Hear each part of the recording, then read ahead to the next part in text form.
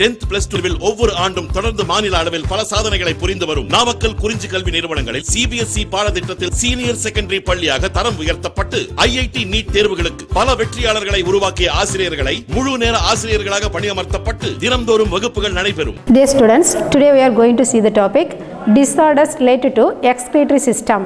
First of all, urinary tract infection. Urinary tract infection. Female's urethra is very short and its external opening is close to the anal opening.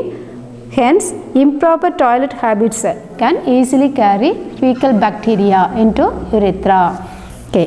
Female la vandu urinary passage ko fecal digestive tract and the opening ko anus opening ko vandu gap vandu romba short ah irukudhu. So, improper habits, toilet habits can easily carry fecal bacteria into urethra. அதனால் ஈஸியாக வந்து faecal bacteria வந்து ஈஸியாக வந்து urethra வந்து infect பண்ணுறதுக்கு chance இருக்குது. The urethral mucosa is continuous with the urinary tract and the inflammation of the urethra. Urethral mucosa is continuous with the urinary tract. இப்போ யூரித்ராவில் உள்ள மியூக்கோசா வந்து எதனோட கண்டினியூஷன் அப்படின்னா யூரினரி ட்ராக்டோட கண்டினியூவேஷன். இப்போ யூரினரி ட்ராக்ட் அப்படின்றது வந்து யூரேட்டஸ் அப்படி சொல்கிறோம். அந்த யூரேட்டர் அப்படின்றது வந்து அதுக்கு முன்னாடி உள்ள யூரினரி பிளாடர்ந்து வரக்கூடிய டியூபுலர் ஸ்ட்ரக்சர். இப்போ அது அப்படியே வந்து ஃபுல்லாக கண்டினியூஸாக இருக்குது. இப்போ யூரித்ராவில் உள்ள மியூக்கோசா லேயர் அப்படின்றது வந்து அதுக்கு முன்னாடியும் வந்து கண்டினியூ ஆகிருக்குது. The urethral mucosa is continuous with the urinary tract and the inflammation of the urethra. So, urethra வந்து என்ன ஆயிடுது அப்படின்னா இன்ஃப்ளமேட் ஆகிடுது. That is known as urethritis. Urethritis. ITIS means inflammation urethra. The inflammation of urethra is known as urethritis. Can ascend the tract to cause bladder inflammation. Ascend மேல் நோக்கி அதாவது go ahead முன்னாடி urinary tract யூரித்ராலேருந்து அதுக்கு மேலே உள்ள லேயருக்கும் வந்து என்ன ஆகுது அப்படின்னா மேல் நோக்கி போகுது. Can ascend the tract to cause bladder inflammation. அதுக்கு மேலே இருக்கக்கூடிய யூரினரி பிளாடரும் வந்து ஃபுல்லாக இன்ஃபெக்ட் ஆகிடுது. ஸோ அங்கேயும் வந்து இன்ஃப்ளமேஷன் ஆகுது. That is bladder inflammation. It is known as cystitis. சிஸ்ட்னா பேக் லெக் ஸ்ட்ரக்சர். யூரினரி பிளாடரை வந்து நம்ம சிஸ்ட் அப்படின்னு சொல்கிறோம். அதில் வரக்கூடிய inflammation cystitis. Or even renal inflammation. இப்போ யூரினரி பிளாடரில் வந்து இன்ஃபெக்ஷன் வந்து அப்படியே வந்து திரும்பவும் மேல் நோக்கி எங்கே போகுது அப்படின்னா renal inflammation. That is pyelitis or pyelonephritis. The technical term medical term pyelonephritis. Inflammation of the renal kidneys. Kidney வந்து இன்ஃப்ளமேட் ஆகிடுது. அது என்ன சொல்கிறோம் அப்படின்னா pyelitis, otherwise known as pyelonephritis. It is also known as kidney infection. It is also known as kidney infection. Inflammation of the kidney typically due to bacterial infection. இது எதனால் வருது அப்படின்னா typically due to bacterial infection. எந்த bacteria அப்படின்னா வந்து E. coli. Main cause of acute pyelonephritis is the gram-negative bacteria. The most common bacteria that being E. coli. Escherichia coli தான் வந்து most common cause for the pyelonephritis. Bacteria infection அப்படின்றது common. அதில் வந்து ரொம்ப most common என்ன அப்படின்னா E coli bacteria தான். Other gram negative bacteria that causes pyelonephritis என்னெல்லாம் அப்படின்னா ப்ரோட்டியஸ் அப்படின்ற ஒரு பாக்டீரியா, தென் கிளப்சியல்லா அது ஒரு பாக்டீரியா, அண்ட் என்ட்ரோபாக்டர் இது வந்து other negative gram negative bacteria that causes pyelonephritis. In most person, the infectious organism comes from the fecal flora. Maximum வந்து இது ஃபீக்கஸ் அதாவது ஃபீசஸில் உள்ள ஃபீக்கல் ஃப்ளோரா தான் வந்து இதுக்கு காரணம்.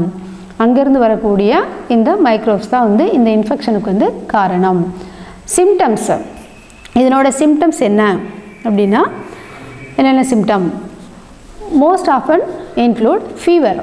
இதில் வந்து நமக்கு ஃபீவர் வருது. தென் ஃப்ளாங் டெண்டர்னஸ், சைடில் வந்து என்ன ஆகும் அப்படின்னா டெண்டர்னஸ்னால் தின் ஆகிடும், மெலிஞ்சு போகிறது. Nausea, burning with the urination, frequent urination, அடிக்கடி வந்து யூரின் வந்து பாஸ் பண்ணணும் அப்படின்ற ஒரு ஃபீல் வரும். அதுதான் நம்ம என்ன சொல்கிறோம்னா பைலோனெஃப்ரைட்டிஸ் அப்படின்னு சொல்கிறோம், பைலைட்டிஸ். ஓகே, நாசியாக இருக்கும். நாசியானா வாமிட்டிங் சென்சேஷன் இருக்கும். கிட்னி எஃபெக்ட் ஆனால் கூட நமக்கு ஃபில்ட்ரேஷன் ஒழுங்காக நடக்கலைன்னா கூட என்ன ஃபீல் ஆகும்? வாமிட்டிங் ஃபீலிங் ஆகுது. பர்னிங் வித் யூரினேஷன், யூரின் பண்ணும்போது ஒரு எரிச்சல் வந்து கண்டிப்பாக இருக்கும். ஃப்ரீக்வெண்ட் யூரினேஷன், அடிக்கடி வந்து யூரின் பாஸ் பண்ணிகிட்டே இருப்பாங்க, கொஞ்சம் கொஞ்சமாக வந்து பாஸ் ஆகும், அடிக்கடி வந்து பாஸ் ஆகும். That is பைலோனெஃப்ரைட்டிஸ். தென் இதில் வந்து இன்னும் சிம்டம்ஸ் கொடுத்துருக்காங்க. நம்ம புக்கில் கொடுத்துருக்க சிம்டம்ஸ் என்ன அப்படின்னா இட் இன்க்ளூட்ஸ் டிஸ்யூரியா. அதில் வந்து நமக்கு ஃபஸ்ட்டு சிம்டம் என்ன கொடுத்துருக்காங்க, dysuria, that is painful urination. Dysuria means you feel pain or burning sensation when you urinate. The medical term for urinate, P means PEE, spelling PEE. இது வந்து urinate, urination. Men and women of any age can experience with dysuria, but it's more common in women. அதாவது மென்னுக்கும் இருக்குது, விமனுக்கு இருக்குது, but வந்து most common யாருக்கு அப்படின்னா women தான். அதிகமாக வந்து யூரினரி இன்ஃபெக்ஷனில் வந்து பாதிக்கப்படுறது வந்து லேடிஸ் தான். தென் இதில் வந்து என்ன நடக்கும் அப்படின்னா அதர் பீப்புள், இது மட்டும் இல்லை விமன் சொல்லியிருக்காங்க, other people the higher risk என்னெல்லாம் அப்படின்னா ப்ரெக்னென்ட் விமன், விமனில் வந்து பர்டிகுலராக ப்ரெக்னென்ட் விமன் வந்து அதிகமாக வந்து அஃபெக்ட் ஆகுறாங்க. Men and women with diabetes, diabetes இருக்கவங்களுக்கு இந்த ப்ராப்ளம் வந்து அதிகமாக இருக்கும். அடுத்து வந்து men and women with any type of disease of bladder, பிளாடரில் ஏதாச்சும் ஒரு டிசீஸ் இருந்துச்சுன்னா அவங்களுக்கும் வந்து இந்த டிஸ்யூரியா அப்படின்ற ப்ராப்ளம் வந்து காமன் ஆகிடும். இதில் வந்து நமக்கு ட்ரீட்மெண்ட் என்ன அப்படின்னா urinary tract infection are commonly associated with the dysuria. Treatment depends on the cause and the ranges from antibiotics. அதாவது இது வந்து டிஃபர் ஆகுது எப்படின்னா எந்த டைப் ஆஃப் பாக்டீரியா வந்து காஸ் பண்ணியிருக்குது, எந்த மைக்ரோப்ஸ், அதை பொறுத்து வந்து நமக்கு ட்ரீட்மெண்ட் வந்து டிஃபர் ஆகுது. To avoiding irritants, to treating the underlying medical problems. அது ஓகே. இதில் வந்து என்ன அப்படின்னா நமக்கு நம்ம ப்ராப்ளத்தை வந்து ப்ரிவெண்ட் பண்ணணும் அப்படின்னா கண்டிப்பாக நம்ம ஆன்டிபயோட்டிக்ஸ் வந்து எடுத்துக்கணும், ட்ரீட்மெண்ட் வந்து ஒழுங்காக ப்ராப்பராக எடுத்துக்கணும். கிட்னி இன்ஃபெக்ஷன் அப்படின்றது வந்து நம்ம கண்டுக்காமல் விட்டோம் அப்படின்னா அது வந்து ஒரு டெத்தை கூட காஸ் பண்ணக்கூடிய ஒரு மோசமான ஒரு டிசீஸ்.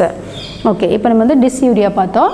தென் யூரினரி அர்ஜென்சி, அதாவது ரொம்ப கண்ட்ரோல் பண்ணவே முடியாது, திடீர்னு வந்து அதிகமாக இல்லை, திடீர்னு வந்து யூரின் பாஸ் பண்ணியே ஆகணும் அப்படின்ற ஒரு கட்டாயம் வந்து நமக்கு அந்த கண்டிஷன் வந்து கொடுக்கும். எது அப்படின்னா இந்த பைலோனெஃப்ரைட்டிஸ் அப்படின்ற கண்டிஷன். தென் ஃபீவர், கொஞ்சம் மைல்டாக வந்து கிட்னி அஃபெக்ட் ஆகிறதுனால ஃபீவர் இருக்குது. And sometimes cloudy or blood tinged urine. Okay, tinged அப்படின்றது வந்து அதில் வந்து ஸ்ப்ரெட்டிங் ஸ்கேட்டர்லி, அங்கங்கே வந்து கொஞ்சம் கொஞ்சமாக பிளட்டு வந்து மிக்ஸ் ஆகிருக்கும். பிளட்டை வந்து தெளித்த மாதிரி யூரினில் வந்து பிளட் அங்கங்கே வந்து ஸ்மால் ட்ராப்ஸ் வந்து அங்கங்கே பீஸாக வந்து அப்பியர் ஆகும். அது என்ன சொல்கிறோம், டிஞ்சுடு அப்படி சொல்கிறோம். Blood tinged urine. Okay, sometimes cloudy or blood tinged urine. க்ளவுடினா அது வந்து அப்படியே கலங்கலாக வந்து யூரின் வந்து தெளிவாக இருக்காது, டிரான்ஸ்பரண்ட் இல்லாமல் க்ளவுடியாக இருக்குது. ஆர் பிளட் டிஞ்சுடு யூரின், யூரினில் வந்து ரத்தம் வந்து கலந்துருக்கும். Then when the kidneys are inflamed, back pain and severe headache often occur. அதாவது கிட்னிஸ் வந்து நமக்கு வீங்கி போகும்போது என்ன ஆகும்னா பேக் பெயின் ஆகிடும், பின்னாடி பெயின் வந்து பயங்கரமாக இருக்கும், ஹெட்டேக் வந்து ரொம்ப சிவியராக இருக்கும், சிவியர் ஹெட்டேக்கு. இது வந்து அடிக்கடி வந்து கிட்னி அஃபெக்ட் ஆனவங்களுக்கு வரக்கூடிய common symptoms. Most urinary infections can be treated by antibiotics. Maximum வந்து இந்த டிசீஸை வந்து நம்ம வந்து ஆன்டிபயோட்டிக்ஸ் மூலமாக வந்து க்யூர் பண்ணலாம். இப்போ பைலோனெஃப்ரைட்டிஸ்க்கு வந்து பர்டிகுலராக என்ன ஆன்டிபயோட்டிக்ஸ் எடுத்துக்கலாம் அப்படின்னா சிப்ரோஃப்ளாக்சசின் அண்ட் செஃப்ட்ரியாக்சின், அதாவது 2 இது வந்து பர்டிகுலராக கொடுத்துருக்காங்க ஆன்டிபயோட்டிக்ஸ். ஓகே, ஆன்டிபயோட்டிக்ஸ் மூலம் இதை வந்து நம்ம க்யூர் பண்ணக்கூடிய டிசீஸ் தான் urinary tract infection. Okay, next வந்து renal failure, kidney failure, otherwise known as kidney failure. Failure of the kidneys to excrete waste may lead to accumulation of urea with marked reduction in the urinary output. அதாவது kidney failure அப்படின்றது வந்து பேஸ்ட் வந்து excrete ஆகாது, accumulation of urea with mark reduction in the urine output. அதாவது நம்ம urea வந்து பாடியிலே வந்து என்ன ஆகிடும்னா அக்யூமுலேட் ஆகிடுது, பிளட்லேயே அக்யூமுலேட் ஆகிடும், எக்ஸ்க்ரீட் ஆகாது, யூரின் அவுட்புட் வந்து ரொம்ப ரெடியூஸ் ஆகிடுது. Renal failure are two types, acute and chronic renal failure. Acute means sudden onset, டக்குனு வருது. chronic அப்படின்னா prolonged period, கொஞ்சம் கொஞ்சமாக வந்து ரொம்ப சிவியர் ஆகிறது என்ன அப்படின்னா chronic அப்படின்னு சொல்கிறோம். In acute renal failure, the kidney stops its function abruptly. Abruptly means suddenly or unexpectedly. Sudden எதிர்பார்க்காம திடீர்னு வந்து ஸ்டாப் ஆகிடும். But there are chances for recovery of kidney function. ஆனால் இதில் வந்து நமக்கு சான்சஸ் இருக்குது. சடனாக வந்து நமக்கு வந்து கிட்னி ஃபங்க்ஷன் வந்து ரிடியூஸ் ஆகுது அப்படின்னா அதை நம்ம வந்து ரெக்கவர் பண்ணுறது வந்து சான்சஸ் இருக்குது. இன் chronic renal failure there are progressive loss of function of the nephrons which gradually decreases the function of kidneys. இதில் வந்து சான்சஸ் வந்து ரொம்ப லெஸ்ஸு. இதில் chronic renal failure வந்து ரொம்ப சிவியராக வந்து ஒரு கட்டத்தில் கம்ப்ளீட் அரெஸ்ட் ஆகிடும். அதுக்கு நமக்கு வந்து ரெமெடி என்ன அப்படின்னா கிட்னி டிரான்ஸ்பிளான்டேஷன் தான் வந்து ரெமெடி. chronic அப்படின்னா வந்து progressive loss of function gradually and for prolonged period, ரொம்ப காலமாக வந்து ஏதாவது ஒரு டிசீஸ்னால அஃபெக்ட் ஆகி டோட்டலாக வந்து அஃபெக்ட் ஆகிறது chronic renal failureன்னு சொல்கிறோம். 2 types of renal failure அப்படின்னு நம்ம 2 mark கொஸ்டினில் கேட்டாங்கன்னா இதை வந்து எழுதியிருக்கணும். there are 2 types, acute and chronic renal failure. அதுக்கு எக்ஸ்ப்ளனேஷன் வந்து எழுதியிருக்கணும். Okay, next uremia. What is uremia? Uremia is characterized by increase in urea and other non-protein nitrogenous substances like uric acid and creatinine. என்ன சொல்லியிருக்காங்க அப்படின்னா increase urea and other non-protein nitrogenous substances, protein இல்லாத nitrogenous substances like uric acid, creatinine in the blood. அதிகமாக வந்து bloodல வந்து எது accumulate ஆகுது? Uric ஆசிடும் கிரியாட்டினைனும் வந்து bloodல வந்து accumulate ஆகுது. protein substance வந்து accumulate ஆகாது. Urea, uric acid. ஓகே, ஆக்சுவலாக வந்து இந்த uremia occurs when your kidneys become damaged. kidney damage ஆகும்போது இந்த ப்ராப்ளம் வருது. the toxins are bodily based that your kidneys normally send out in your urine end up your bloodstream instead. அதாவது என்ன அப்படின்னா பிளட்டில் வெளியேறதுக்கு பதிலாக பாடியிலே வந்து அதை அக்யூமுலேட் ஆகிடுது. தீஸ் டாக்ஸின்ஸ் என்னென்ன டாக்ஸின்ஸ்? Creatinine and urea. இந்த ரெண்டு தான் வந்து மெயினாக வந்து என்ன ஆகுது அப்படின்னா அக்யூமுலேட் ஆகக்கூடிய substances. It is usually from chronic diseases. இப்போ யுரேமியா அப்படின்றது வந்து நமக்கு க்ரானிக், ரொம்ப காலமாக வந்து பாதிக்கப்பட்டு கிட்னி வந்து அதனோட ஃபங்க்ஷன் வந்து ஸ்டாப் ஆகி அதனால் வரக்கூடிய ஒரு disease. Uraemia is a serious condition if untreated and life threatening. இது வந்து நமக்கு ரொம்ப serious condition, life threatening if untreated. நம்ம ட்ரீட் பண்ணாமல் விட்டோம் அப்படின்னா நம்ம அதாவது டெத்தாக கூட சான்ஸ் இருக்குது. Uraemia is a major symptom of renal failure. It is also sign of the last stages of chronic kidney disease. இது வந்து ஃபைனல் ஸ்டேஜ். இது வந்து யுரேமியா வந்துருச்சு அப்படின்னா நமக்கு வந்து ஃபுல்லாக பாதிக்கப்பட்டுருச்சு அப்படின்னு அர்த்தம். பாடியில் வந்து கம்ப்ளீட்டாக வந்து கிட்னி அரெஸ்ட் ஆகிடுச்சு அப்படின்ற கண்டிஷன் தான் வந்து யுரேமியா அப்படின்னு சொல்லிட்டு நம்ம சொல்கிறோம். But the symptoms of uraemia இப்போ நம்ம புக்கில் வந்து என்னென்ன கொடுத்துருக்காங்க அப்படின்னா normal urea level in human blood is about 17 to 30 milligram per 100 ml of blood. 100 ml of bloodல வந்து 17 to 30 milligram தான் என்ன இருக்கணும் அப்படின்னா யூரியா இருக்கணும். அதுக்கு மேலே இருந்துச்சு அப்படின்னா நமக்கு வந்து அது complications. The urea concentration rises as 10 times of normal level during chronic renal failure. இப்போ chronic renal failure வந்துருச்சு அப்படின்னா உங்களுக்கு வந்து 10 times 30 கிராம் 300 வந்து அதிகமாகிடும். 10 times என்ன ஆகிடுது? இன்க்ரீஸ் ஆகிடும். அந்த லெவலில் நமக்கு கிட்னி வந்து ஃபங்க்ஷனே ஆகலை, ஒன்றுமே பண்ண முடியாது அப்படின்ற மாதிரி ஒரு கண்டிஷன் ஆகிடும். ஓகே, இப்போ இதில் என்னென்ன சிம்டம்ஸ்? இப்போ நமக்கு யுரேமியாவில் வந்து என்னென்ன சிம்டம்ஸ் அப்படின்னா எக்ஸ்ட்ரீம் டெண்டர்னஸ் ஆர் ஃபேட்டிக். அவங்க வந்து ரொம்ப ஒல்லி ஆகிடுவாங்க. டெண்டர்னஸ்னால் தின், ஒல்லி ஆகிடுவாங்க. ஃபேட்டிக் ரொம்ப டயர்டாக, fatigue means tired. Cramping your லெக்ஸ்லாம் வந்து அப்படியே மசில்ஸ் தசை பிடிப்பாயிடும். லிட்டில் ஆர் நோ அப்படைட், அவங்களுக்கு பசியே எடுக்காது. ஏன்னா கிட்னி ஃபில்டர் பண்ணக்கூடிய இதை பண்ணவே முடியலை. ஸோ டைஜஷன் வந்து ஒழுங்காக நடக்காது, நடந்தாலும் அது வெளியேறாது. So little or no appetite. Headache, nausea, vomiting, trouble concentrating, அதாவது கான்சன்ட்ரேஷனே இருக்காது, ஃபுல்லாக ட்ரபிள் ஆகிடும், வாமிட் ஆகுது, நாசியா, தலைவலி எல்லாமே இருக்கும். இதில் யுரேமியா கண்டிஷன் வரும்போது நமக்கு பாடியில் totally out. Okay, then next renal calculi. Calculi means stones, calculus, stones. Kidney stone or calculi are also called renal stone or nephrolithiasis. Nephrolithiasis, it is the formation of hard stone like masses in the renal tubules or renal pelvis. Renal tubules or renal pelvis. Pelvis அப்படிங்கிறது funnel shaped structure in the inner margin of the kidney. கிட்னியோட inner மார்ஜினில் funnel shapeல இருக்கக்கூடிய ஸ்ட்ரக்சரை என்ன சொல்லுவோம் அப்படின்னா pelvis அப்படின்னு வந்து சொல்கிறோம். அந்த ரீஜன்லேயோ இல்லை ரீனல் டிபியூல்ஸில் வந்து நமக்கு இந்த stone hard stone like masses வந்து ஃபார்ம் ஆகுது. அதுதான் நம்ம வந்து கிட்னி ஸ்டோன் சொல்கிறோம். அதர் நேம் என்ன? கால்குலைன்னு சொல்கிறோம். Also call renal stone. Kidney stone otherwise known as renal stone சொல்லலாம். இன்னொரு பேர் இருக்குது நெஃப்ரோலித்தியாசிஸ் அப்படின்னு நம்ம வந்து மெடிக்கல் டேர்ம் வந்து நெஃப்ரோலித்தியாசிஸ் அப்படின்னு நம்ம வந்து மென்ஷன் பண்ணலாம். ஓகே, இதில் வந்து என்ன அப்படின்னா பெல்விஸ்லேயும் ரீனல் டிபியூல்ஸ்லேயும் அதை அண்டர்லைன் பண்ணிக்கோங்க. Renal tubules, renal pelvis. It is mainly due to the accumulation of soluble crystals of the salts, sodium oxalates and certain phosphate.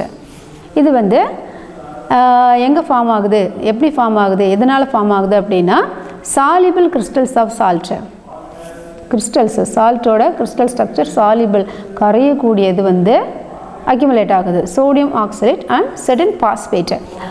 நமக்கு புக்கில் வந்து சோடியம் ஆக்சலேட் பாஸ்பேட் கொடுத்துருக்காங்க. ஆனால் majority of the renal calculi contain calcium. Calcium இருக்கும். இதில் வந்து நமக்கு pain ஆகும். The pain generated by renal colic is caused by dilation, stretching and spasm because of the acute urethral obstruction. என்ன ஆகும் அப்படின்னா stretching and spasm, சுருங்கி விரியுது சுருங்கிறது, இந்த மாதிரி வந்து ரொம்ப அதிகமாக நடக்கும்போது என்ன ஆகும், சடனாக அக்யூட் யூரித்ரல் அப்ஸ்ட்ரக்ஷன், சடனாக வந்து கிட்னி வந்து நமக்கு ஃபங்க்ஷனை ஸ்டாப் பண்ணிடும். அதை நம்ம என்ன சொல்கிறோம் அப்படின்னா இரிட்ரோலித்தியாசிஸ். இரிட்ரோலித்தியாசிஸ் நமக்கு என்ன கொடுத்துருக்காங்கன்னா நெஃப்ரோலித்தியாசிஸ் கொடுத்துருக்காங்க. அது ஒரு கண்டிஷன். இரிட்ரோலித்தியாசிஸ் அப்படின்றது வந்து யுரேட்டரில் வந்து வரக்கூடிய, யுரேட்டரில் ஃபார்ம் ஆகக்கூடிய கிட்னி ஸ்டோன்னால் நான் இப்போ சொன்ன கண்டிஷன். இது இந்த ரீனல் கால்குலை வந்து கால்சியம் அதிகமாக இருக்குன்னு சொன்னேன்ல, அது வந்து இரிட்ரோலித்தியாசிஸ். ஓகே, தென் இப்போ நமக்கு வந்து எங்கள் புக்கில் என்ன கொடுத்துருக்காங்கன்னா sodium oxalate and certain phosphate. 1 mark கோர்ஸில் கேட்பாங்க. Kidney stones are formed of கேட்டாங்கன்னா sodium oxalates and certain phosphates. Then this result in the severe pain call renal colic. Colic அப்படின்னா pain, severe pain, renal colic pain and can cause scars in the kidney. இது என்ன ஆகுது அப்படின்னா ஸ்கார்னால் அப்படியே அங்கங்கே தழும்பு மாதிரி வந்து ஃபார்ம் பண்ணி, கிட்னி ஸ்டோனால் வந்து தழும்பு வந்து ஃபார்ம் ஆகிடுது. Renal stones can be removed by techniques like pyelotomy. என்ன டேர்ம் அப்படின்னா பைலியோட்டோமி ஆர் லித்தோட்ரிப்சி. இன்னொன்று கொடுத்துருக்காங்க லித்தோட்ரிப்சி அப்படின்ற ஒரு டெக்னிக். இந்த டெக்னிக்கில் வந்து என்ன பண்ணுறாங்க அப்படின்னா shock waves from the external apply to break down the kidney stones. வெளியிலேருந்து ஷாக் வேவ்ஸை வந்து அப்ளை பண்ணி உள்ள கிட்னி ஸ்டோனை பிரேக் பண்ணி அதுக்கப்புறம் என்ன பண்ணுவாங்க அப்படின்னா இரிட்டிரோரினோஸ்கோபி அப்படின்ற ஒரு இது மூலமாக வந்து அது கத்தீட்டர் மூலமாக வந்து அதை வந்து க்ளீன் பண்ணி வெளியில் வந்து வெளியேற்றிடுவாங்க. ஃபஸ்ட் லைன் ட்ரீட்மெண்ட் என்ன அப்படின்னா லித்தோட்ரிப்சி. அதான் வந்து ஃபஸ்ட்டு கொடுப்பாங்க. அது பிரேக் ஆகிடும். அதுக்கப்புறமா வந்து என்ன பண்ணுவாங்கன்னா அந்த உடஞ்ச கல்லை வந்து ரிமூவ் பண்ணுவாங்க. கல்லுன்னா அப்படி கல் மாதிரி இருக்காது, உள்ள சாஃப்டாக கொலஸ்ட்ரால் இந்த மாதிரி தான் வந்து சாஃப்டாக தான் இருக்கும். கிட்னி ஸ்டோன்னா ஸ்டோன் மாதிரி இருக்காது. ஓகே, இப்போ இந்த கிட்னி ஸ்டோனுக்கு வந்து நமக்கு என்ன reason, what's the reason for the kidney stone அப்படின்னா வந்து க்ரானிக் டீஹைட்ரேஷன் கண்டினியூஸாக வந்து டீஹைட்ரேஷன் ஆகும்போது தான் நமக்கு கிட்னி ஸ்டோன் வந்து ஃபார்ம் ஆகும். வாட்டர் லாஸ், நம்ம பாடியில் உள்ள வாட்டர்லாம் வந்து அதிகமாக நிறைய ஸ்வெட் ஆகுது, அதுக்கு ஈக்குவலாக வந்து நம்ம வாட்டர் உள்ள எடுத்துக்கல அப்படின்னா என்ன ஆகிடும், சால்ட்டும் வாட்டரும் சேர்ந்து வெளியில் போகும். அப்போது சால்ட்டும் போகும், கொஞ்சம் போகும், வாட்டர் அதிகப்படுது. அப்போ நிறைய சால்ட் வந்து நம்ம பாடியில் வந்து அக்யூமுலேட் ஆகிட்டுருக்கு. கிட்னி வந்து வெளியேற்றக்கூடிய வாட்டரை விட ஸ்வெட்டில் வந்து வெளில போகுது. அப்போ என்ன ஆகுனா உள்ள தண்ணி எடுத்துக்கலாம், வாட்டர் லாஸ் ஆகிடுது. அப்போ என்ன ஆகிடும்னா சால்ட்டெல்லாம் வந்து அக்யூமுலேட் ஆகி கிட்னியில் வந்து கிட்னி ஸ்டோன் வந்து ஃபார்ம் ஆகுது. இது எப்போ அப்படின்னா நம்ம சம்மரில் வந்து அதிகமாக வாட்டர் லாஸ் ஆகிறது, ரொம்ப ரெடியூஸ்ட் இன்டேக் ஆஃப் வாட்டர், ரொம்ப அதிகம் தண்ணி கம்மியாக குடிக்கும்போது நமக்கு இந்த ப்ராப்ளம் வந்து வருது. Okay, chronic dehydration is the main cause for the kidney stone. இப்போ கிட்னி ஸ்டோனில் என்னென்ன சிம்டம்ஸ் இருக்குது? What are the symptoms caused by the kidney stones அப்படின்னா severe pain in the side and back below ribs. ரிப்ஸ்க்கு கீழே வந்து பயங்கரமான pain இருக்கும், back சைடில் பயங்கரமான pain that radiates to the lower abdomen and groin region. lower abdomen அடிவயிற்று பக்கத்தில் பயங்கரமான pain. அது மட்டும் இல்லை, groin region அப்படின்னா the meeting place between the upper thigh and lower abdomen, அந்த ரீஜனில் பயங்கரமான பெயின் இருக்கும். Pain that comes in waves and fluctuates in intensity. கொஞ்சம் கொஞ்சமாக ரேடியேட் ஆகி பயங்கர சிவியர் ஆகிடும். Pain in urination, urine pass பண்ணும்போது உயிரே போகிற மாதிரி பயங்கர பெயின் ஆகும். Pink, red and brown urine. Urine வந்து கலர் வந்து பிங்க் கலரில், ரெட் கலரில், ப்ரௌன் கலரில் வந்து சேஞ்ச் ஆகிடும். க்ளவுடி அண்ட் ஃபவுல் ஸ்மெல்லிங், ஒரு நாத்தம் கெட்ட ஸ்மெல் வந்து அடிக்கும். கிட்னி ஸ்டோன் வந்து இருக்கவங்களுக்கு வந்து யூரின் வந்து ரொம்ப ஸ்மெல் அடிக்கும். Then nausea, vomiting, persistent need to urinate, கண்டினியூஸாக வந்து யூரின் வந்து பாஸ் பண்ணணும் அப்படின்ற எண்ணம் இருந்துகிட்டே இருக்கும். யூரினேட் மோர் தேன் யூஷுவல், அதிகமாக வந்து யூரின் பாஸ் பண்ணலாம். சில டைம் வந்து யூரின் ரொம்ப லெஸ்ஸாகவும் பாஸ் பண்ணலாம். Fever and chill if an infection is present, fever ஆகும், சில் ஆகும், அது மாறி இருக்கும். ஓகே, இதெல்லாம் வந்து symptoms of kidney stones. Okay, next வந்து glomerulonephritis. glomerulonephritis it is also called Bright's disease and is characterized by inflammation of the glomeruli of both kidneys and is usually due to post-streptococcal infection and occurs in children. Symptoms are hematuria, proteinuria, salt and water retention, oliguria, hypertension and pulmonary edema. Okay, இப்போ இதில் வந்து என்ன அப்படின்னா brides disease அப்படின்னு சொல்கிறோம். glomerulonephritis அப்படின்றத வந்து brides டிசீஸ்ன்னு சொல்கிறோம். இதில் இன்ஃப்ளமேஷன் ஆஃப் தி glomeruli வந்து வீங்கி போயிடுது. glomeruli அப்படின்றது வந்து bunch of blood capillaries inside the Bowman's capsule. Bowman's இது கேப்சூலில் வந்து பஞ்சாக அப்படியே வந்து கொத்தாக இருக்கக்கூடிய பால் லைக் blood capillaries என்ன சொல்கிறோம், glomeruli சொல்கிறோம். அது வந்து வீங்கி போகுது. இது வந்து எதனால்? ஸ்ட்ரெப்டோகோக்கல் இன்ஃபெக்ஷன், போஸ்ட் ஸ்ட்ரெப்டோகோக்கல் இன்ஃபெக்ஷன், பின்னாடி கீழே வந்து ஸ்ட்ரெப்டோகோக்கல் இன்ஃபெக்ஷன் வந்து காஸ் பண்ணுறதுனால சில்ட்ரனுக்கு வந்து அதிகமாக வருது. இதில் சிம்டம்ஸ் கொடுத்துருக்காங்க. ஹிமட்டூரியா அப்படின்னா என்னென்னா, it is defined as less than or equal to 3 red blood cells in the urine per high powerful field. அதாவது யூரினில் வந்து ரெட் பிளட் செல்ஸ் வந்து ரொம்ப கம்மியாக. Microscopic haematuria means that urine is visibly red. மைக்ரோஸ்கோபிக்காக நம்ம வந்து சொல்கிறோம் அப்படின்னா அது வந்து ரெட் கலரில் இருக்குது. However red, pink, tea coloured, brown or black urine may on microscopic examination contain no red blood cells. இதில் வந்து ரெட் பிளட் செல்ஸே வந்து இருக்கிறது இல்லை. ஓகே, அடுத்து என்ன? புரோட்டோனியூரியா, ப்ரோட்டீன் இன் யூரின். புரோட்டோனியூரியா அப்படின்றது வந்து ப்ரோட்டீன், யூரினில் வந்து ப்ரோட்டீன் இருக்குது. when your kidneys are not working as well as they should, they can let some protein, albumin அப்படின்ற ப்ரோட்டீனை வந்து இது வெளியேற்றுது. escape through the filters in your urine. it is called proteinuria or albuminuria. Albumin வந்து அதிகமாக வெளியேறதுனால என்ன சொல்கிறோம்? ஆல்புமினுரியான்னு சொல்கிறோம். having protein in your urine can sign of nephrotic syndrome or an early sign of kidney disease. இதான் வந்து early disease சிம்டம்த்துக்கு, அதாவது early kidney டிசீஸ்க்கு வந்து symptom வந்து என்ன அப்படின்னா ப்ரோட்டீனுரியா. ப்ரோட்டீன் வந்து வெளியேறிச்சு அப்படின்னால அங்கே வந்து நமக்கு ப்ராப்ளம்ஸ் வந்து நம்ம தெரிஞ்சுக்கலாம். யாருக்கு ரிஸ்க் ஃபேக்டர்ஸ் அப்படின்னா diabetes, high blood pressure, family members of kidney disease, இதெல்லாம் வந்து high risk factors. Okay, next வந்து salt and water retention, oliguria. Oliguria அப்படின்றது என்ன அப்படின்னா it is defined as a urine output is less than 1 ml per kg per hour. ஒரு நிமிஷம் ஒரு கேஜியில் 1 ml, அதாவது அதை விட லெஸ் தென் ஒரு ஹவருக்கு இவ்வளோ தான் வந்து யூரின் பாஸ் ஆகுது. யாருக்கு? இன்ஃபென்ட்டில். Less then 0.5 ml per kg per hour, அது வந்து சில்ட்ரனில். லெஸ் தென் 400 ml, இது வந்து யாருக்கு? பெர் டே வந்து அடல்ட்டுக்கு ஒரு நாளைக்கு 400 mlக்கும் கம்மியாக வந்து யூரின் பாஸ் பண்ணாங்க அப்படின்னா அது என்ன சொல்கிறோம், ஒலிகூரியான்னு சொல்கிறோம். இதெல்லாம் வந்து எதனால் அப்படின்னா குளோமருலர் நெஃப்ரைட்டிஸ், அது ஃபில்டர் பண்ண முடியாதனால இந்த problem.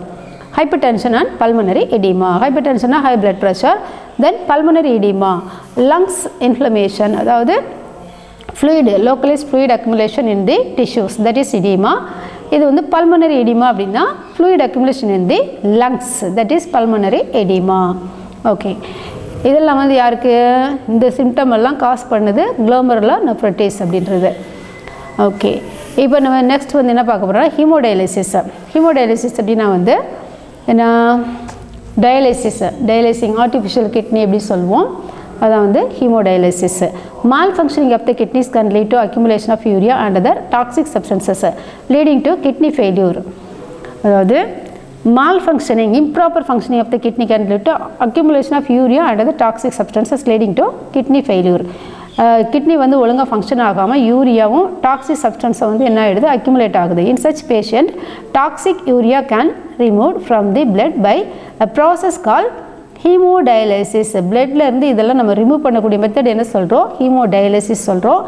டயாலிசிங் machine or an artificial kidney is connected to the patient body. இந்த மெஷினை நம்ம வந்து பேஷண்டோட பாடியில் வந்து ஃபிட் பண்ணுறோம். Dialysing machine consist of a long cellulose tube surrounded by a dialysing fluid. ஒரு செல்லுலோஸ் டியூப் இருக்கும், அது சரவுண்ட் பண்ணி என்ன இருக்கும் அப்படின்னா டயாலிசிங் ஃப்ளூயிட் இருக்கும். இன்னும் water bath. The patient blood is drawn from a convenient artery and pumped into the dialyzing unit.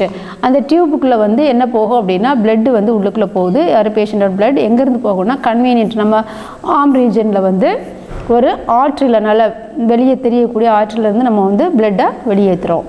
வெயின்லேருந்துல ஆர்ட்ரியில் தான் பிளட்டை வந்து நம்ம வெளியேற்றுறோம். வெளியில் வந்து போய் மெஷினுக்குள்ளே போகுது.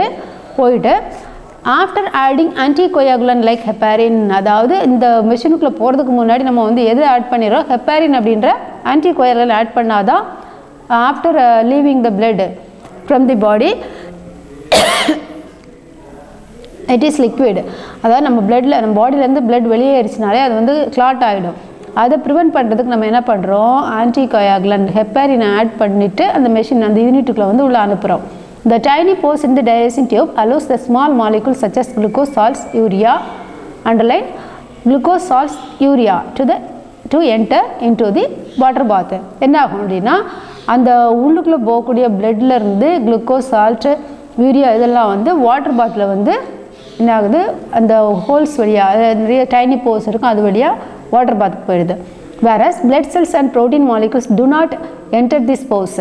எதெல்லாம் வெளியில் போகாது, பிளட் செல்ஸ் வெளியில் போகாது, ஆர்பிசி, டபிள்யூபிசி, பிளேட்லெட்ஸ் இதெல்லாம் வெளியில் போகாது. அதில் உள்ள ப்ரோட்டீன் மாலிகுல்ஸ் எல்லாம் வந்து not enter into the pores, அதாவது enter into the water bath, உள்ளுக்குள்ளே போகாது, இந்த போர் வழியாக போகாது. This stage is similar to the filtration process in the glomerulus.